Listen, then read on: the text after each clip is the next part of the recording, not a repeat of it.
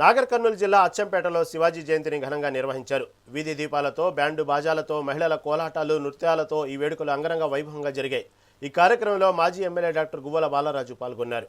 ఈ సందర్భంగా దేశానికి శివాజీ చేసిన సేవలను కొనియాడారు.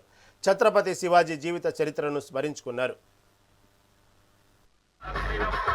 శివాజీ మహారాజు యొక్క జయంతి ఉత్సవాలు భారతదేశం లోపల అద్భుతంగా అత్యంత వైభవంగా ఆ శివాజీ మహారాజు యొక్క చేసినటువంటి త్యాగాలను, హైందవ సామ్రాజ్యాన్ని స్థాపించినటువంటి ఘనమైనటువంటి వీరత్వాన్ని ఈ రోజున ప్రతి హిందూ సోదరులందరూ కూడా గుండెల లోపల నింపుకొని ఈ జయంతి ఉత్సవాలను అత్యంత వైభవంగా జరుపుతున్నటువంటి రోజు ఈ రోజు.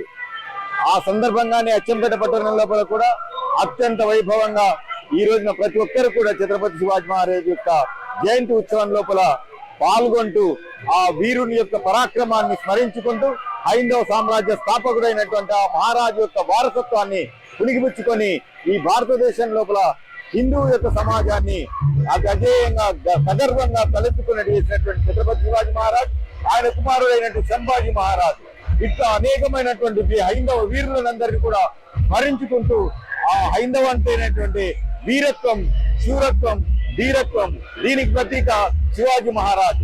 ఆ శివాజీ మహారాజ్ యొక్క ప్రతీక వారసులే ఈ హైందవ సోదరులు అని చెప్పి తెలియజేసుకుంటూ జై భవానీ వీర శివాజీ.